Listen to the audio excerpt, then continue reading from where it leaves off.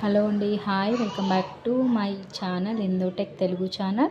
So ఇవాళ నేను మీకు చూపించబోయే సింపుల్ రెసిపీ కాలీఫ్లవర్ గోబీ అండి. చాలా సింపుల్గా అయితే మనం దీన్ని ప్రిపేర్ చేసుకోవచ్చు. సో చాలా టేస్టీగా ఉంటుంది. సో క్విక్గా తయారవుతుంది. సో నేనైతే చేశాను ఇవాళ. మీరు దీన్ని ఎలా చేసుకోవాలో ఇప్పుడైతే చూసేద్దాం. చాలా అంటే చాలా టేస్టీగా అయితే ఉంటుంది.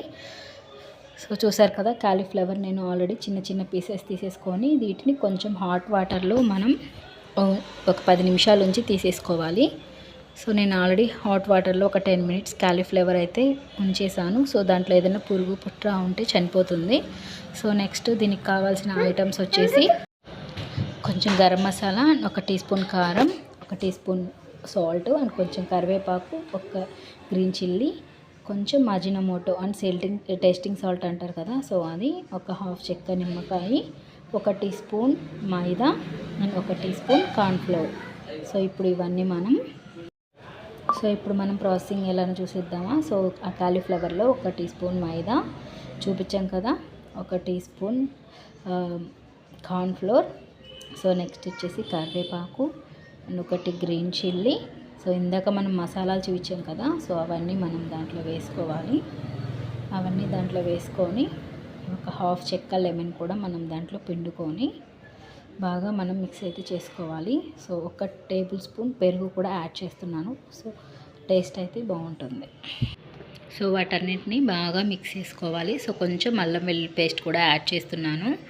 సో నేనైతే కొంచెమే ఉంది గోబీ, సో ఉన్న దాంతో చూపిస్తున్నాను. ఒక టేబుల్ స్పూన్ ఆయిల్ కూడా వేసుకొని సో బాగా మిక్స్ చేసుకొని ఒక టీ స్పూన్ శనగపిండి కూడా యాడ్ చేసుకుంటున్నాను.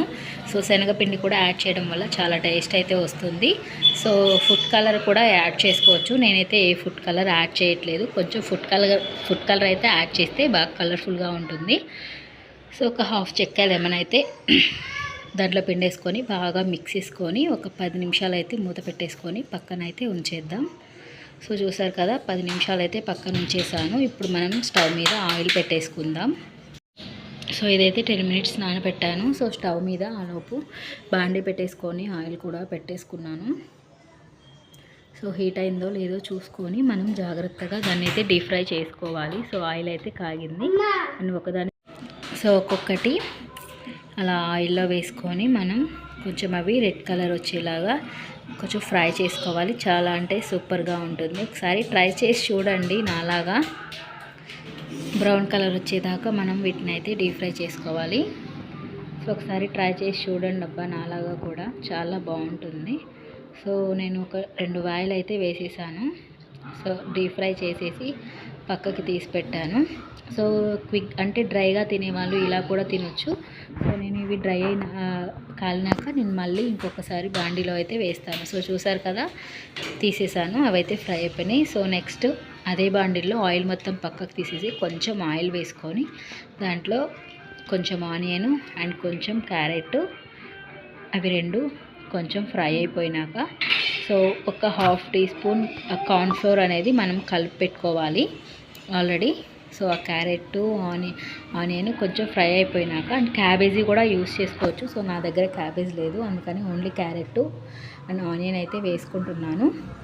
అవి బాగా ఫ్రై అయిపోయినాక నేను సోయా సాస్ అండ్ కొంచెం రెడ్ చిల్లీ సాస్ అయితే యూస్ చేస్తున్నాను. చూసారు కదా, అవి కొంచెం ఫ్రై అయినాయి. తర్వాత కొంచెం రెడ్ చిల్లీ సాస్, నెక్స్ట్ వచ్చేసి కొంచెం ఒక హాఫ్ టీ నుండి జస్ట్ ఒక half teaspoon soya sauce.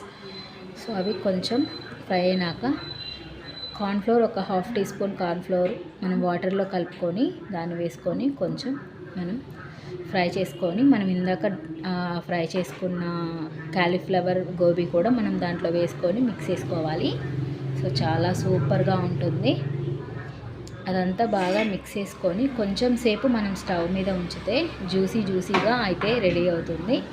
So సూపర్గా ఉంటుంది. సో ఫైనల్లీ మన కాలీఫ్లవర్ గోబీ అయితే రెడీ అయిపోయింది.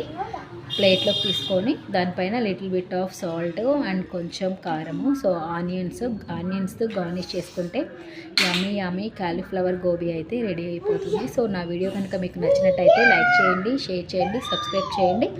సో షూర్గా లైక్ అయితే ఇవ్వండి, ఓకేనా. ఆనియన్స్తో కనుక సర్వ్ చేసుకుంటే ఎక్సలెంట్గా ఉంటుంది. Thank you for watching. Okay అండి, బాయ్ బాయ్. నా వీడియో కనుక మీకు నచ్చినట్లయితే లైక్ చేయండి, షేర్ చేయండి, కామెంట్ చేయండి, సబ్స్క్రైబ్ ఖచ్చితంగా చేసుకోండి. చూసారా ఎంత కలర్ఫుల్గా ఉందో. Okay, thank you for watching. Bye bye.